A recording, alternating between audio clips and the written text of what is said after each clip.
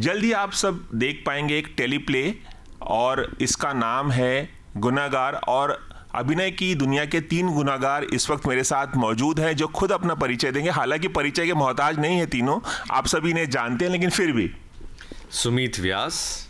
नमस्ते, मैं हूँ श्वेता बासु प्रसाद। नमस्कार, गजराज राव। आप तीनों का बहुत बहुत स्वागत है। बहुत ही इंटरेस्टिंग इसका ट्रेलर नज़र आ रहा है। मैंने ट्रेलर देखा, और एक टेली प्ले का कॉन्सेप्ट है। लोगों को आदत है सीरीज़ देखने की, फिल्म देखने की, लेकिन ये एक जो कॉन्सेप्ट है बहुत कम एक्सप्लोर किया गया है। ये जो जॉनर है, क्या कुछ कहना चाहेंगे? एक मर्डर मिस्ट्री नज़र आ रही है, आप एक पत्रकार बनी हैं और आप एक इन्वेस्टिगेटिव ऑफिसर बने हैं। क्या कुछ पहले बताना चाहेंगे अपने किरदारों के बारे में?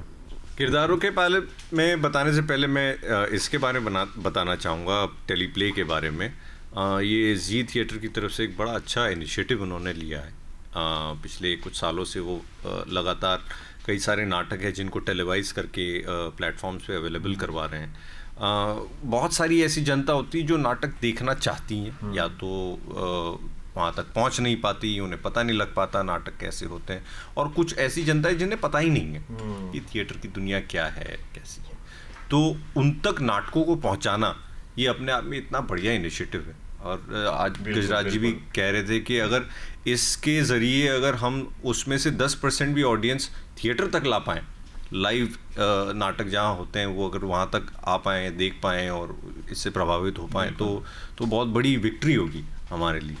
श्वेता, एक जर्नलिस्ट का किरदार आप निभा रही हैं, और आपने तमाम किरदार निभाए हैं अलग अलग फिल्मों में। एक जर्नलिस्ट बनना और उसकी जो साइकी है, उसकी मेंटालिटी है, और उसके प्रोफेशन के जो ट्रेड्स हैं, वो सब उस तरह का किरदार निभाना कितना इंटरेस्टिंग था आपके लिए इस टेलीप्ले में? बहुत ही इंटरेस्टिंग था। मेरे किरदार का नाम है मृणालिनी, और हालांकि मैं खुद मेरी ग्रेजुएशन मास मीडिया और जर्नलिज्म में हुई है, तो मैंने पढ़ाई ही वही की है। तो इनफैक्ट मैं डिजिटल कॉलम्स भी लिखती थी एक पॉइंट पे। इंटर्नशिप भी की थी मैंने बॉम्बे में एक न्यूज़पेपर के साथ। तो I have done that job, documentary बनाई है, सो आई नो क्या होता है। डॉक्यूमेंट्री काफ़ी चर्चित हुई थी जहाँ तक मुझे याद है। जी, शास्त्रीय संगीत के ऊपर थी जो मैंने बनाई थी।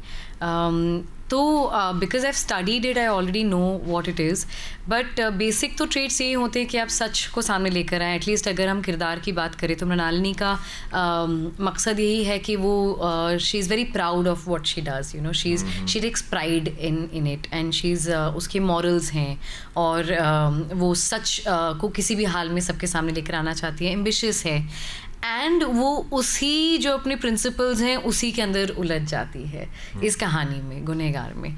तो बहुत ही मज़ा आया, and I think it's a very difficult job, it's a very responsible job. और थोड़ी झलकियाँ जो मुझे मृणालिनी के थ्रू जर्नलिज्म की मिली, मुझे बहुत अच्छा लगा। गजराज जी, आप जो भी किरदार निभाते हैं उसकी बहुत प्रशंसा होती है। आपका एक अलग अंदाज है कोई भी किरदार निभाने का, चाहे वो फिल्म हो, कोई शो हो। इसमें जिस तरह का किरदार आप निभा रहे हैं और जिस तरह का सस्पेंस क्रिएट कर रहे हैं, कितना मज़ा आया आपको इस टेलीप्ले में काम करके, और कितना आसान था आपके लिए ये किरदार निभाना? बड़ा अच्छा सवाल है। तकरीबन 20-25 साल बाद में इस तरह का कुछ थ्रिलर जैसा कुछ मैं कर पा रहा हूँ, मुझे ऐसा मौका मिला है। और मेरा ऐसा मानना है कि हर इंसान के अंदर एक गुनाहगार छिपा होता है, हर इंसान के अंदर, बचपन से लेकर जब तक उसकी वो यहाँ पे एग्ज़िट नहीं हो जाती इस दुनिया से।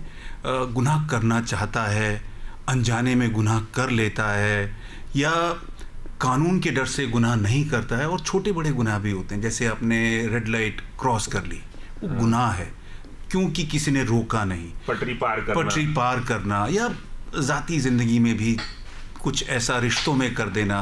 तो जो बंसल का जो किरदार है वो भी इन्हीं चीज़ों से जूझ रहा है।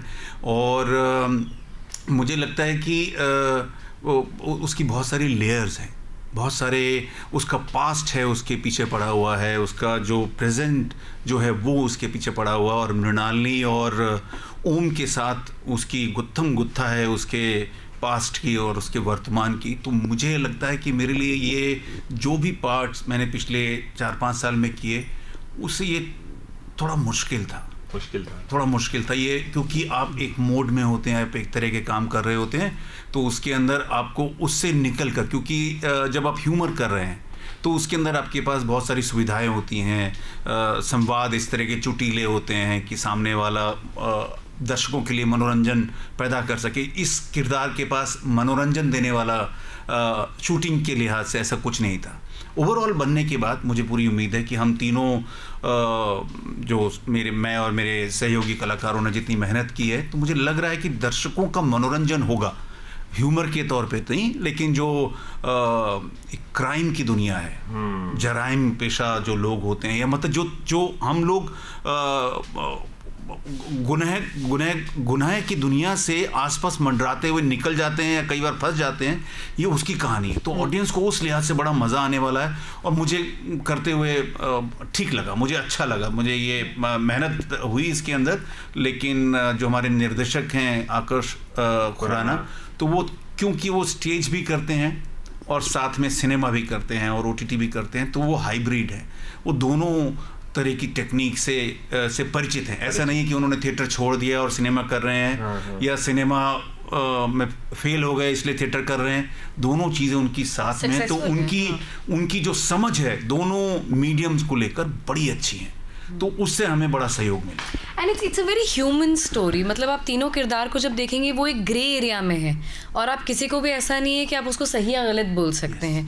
यू नो दे आर वो अपने आप में, आप ऑडियंस जब देखेंगी तो हालांकि it's a thriller and it you know revolves around crime और जस्टिस, जो भी है, जो उसके मॉरल्स जो भी हैं, बट ऑडियंस आई थिंक उसे देख के काफ़ी ज़्यादा रिलेट कर पाएगी, because it's very human.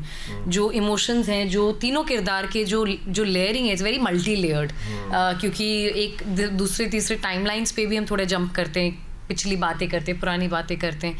So I think audience उस चीज़ से काफ़ी जुड़ेगी, मुझे ऐसा लगता है। प्ले में एक चीज़ कि प्ले की एक खासियत होती है कि उसमें कोई रीटेक नहीं होता है। जब शुरू होता है तो अंत तक आपको लगातार काम करना होता है, लेकिन जब हम सीरीज़ करते हैं या फिल्म करते हैं या कोई शो करते हैं तो एक एक सीन करते हैं। तो ये जो टेली प्ले है, ऑब्वियसली इसको वन गो में नहीं फिल्माया गया होगा कि पूरी तरह से 1.5 घंटे का अगर है तो 1.5 घंटा, तो इसमें एक ये फ़र्क है अगर प्ले होने के बावजूद भी, तो उस लिहाज से काफ़ी आसान रहा होगा।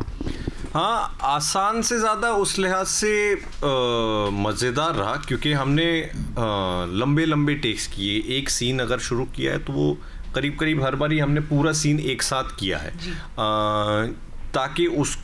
ताकि वो नाटक जैसा महसूस हो देखने वालों के लिए भी और करने वालों के लिए भी। तो उस लिहाज से ये नॉर्मल शूटिंग से थोड़ा अलग था, कि ऐसा नहीं था कि अगर एक सीन है तो दिन भर एक ही सीन हो रहा है, उसी के छोटे छोटे कट्स हो रहे हैं। एक बाकायदा एक पूरी सीन की रिहर्सल हो रही है, उसकी तैयारी हो रही है, उसके बाद वो शूट हो रहा है। निधराज जी, आपकी कुछ नाटक की रंगमंच की दुनिया से जुड़ी कुछ मज़ेदार यादें अगर आप शेयर करना चाहें हमारे साथ। सैकड़ों किस्से हैं ऐसे, जैसा सुमित ने बताया कि और उन किस्सों की वजह यही होती है, जैसा आपने एक थोड़ी देर पहले बताया कि आपके पास रीटेक की सुविधा नहीं होती है, कि आपको 1.5, 2, 2.5 घंटे जो हो गया सो हो गया, वहाँ पर जैसा होना है। तो एक नाटक मुझे जो अचानक से याद आ रहा है, किया था 89-90 के आसपास की बात है, दिल्ली में हम लोग कर रहे थे। हमारा थिएटर ग्रुप था एक्ट 1 थिएटर ग्रुप, और रतन वर्मा एक लेखक हैं, कहानीकार, उनकी एक कहानी पर हमने आधारित करके एक नाटक हमारे ग्रुप ने लिखा था, नेटुआ।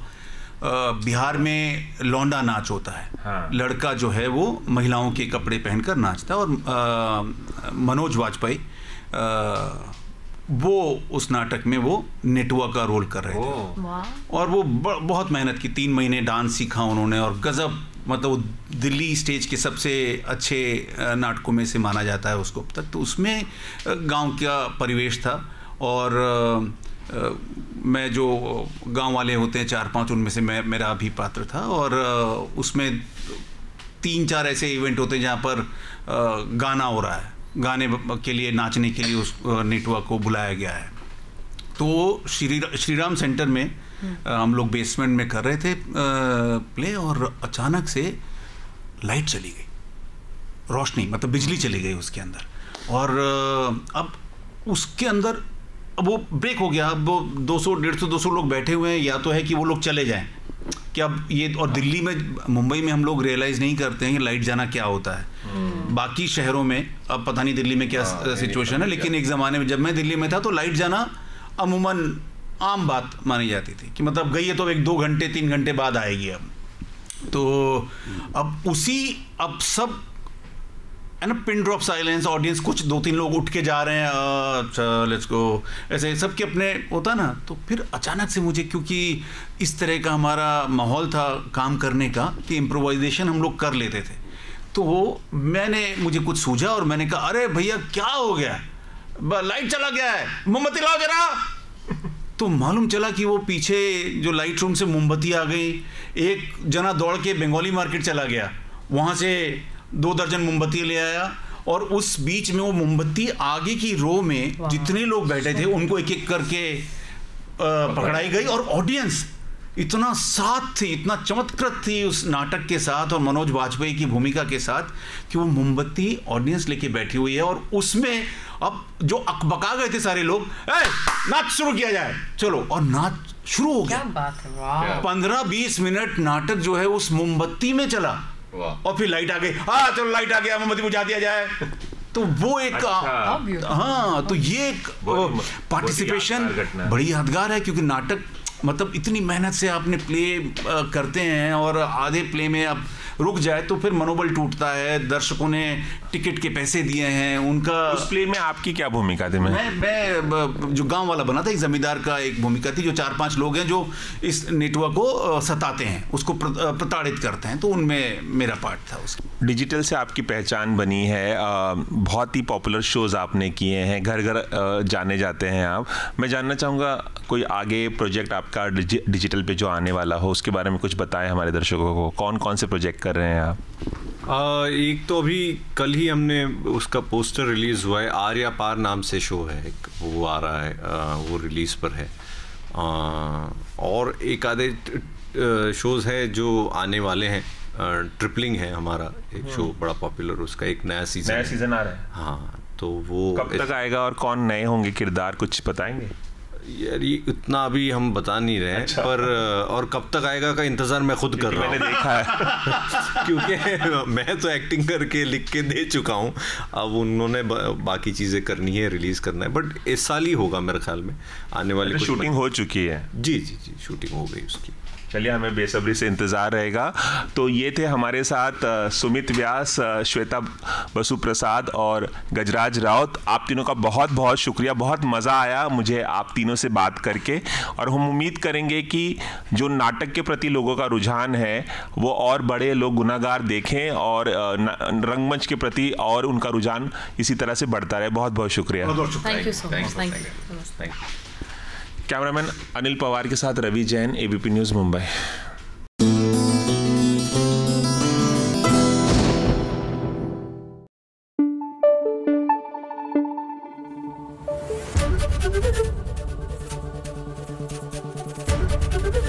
एबीपी न्यूज़ आपको रखे आगे।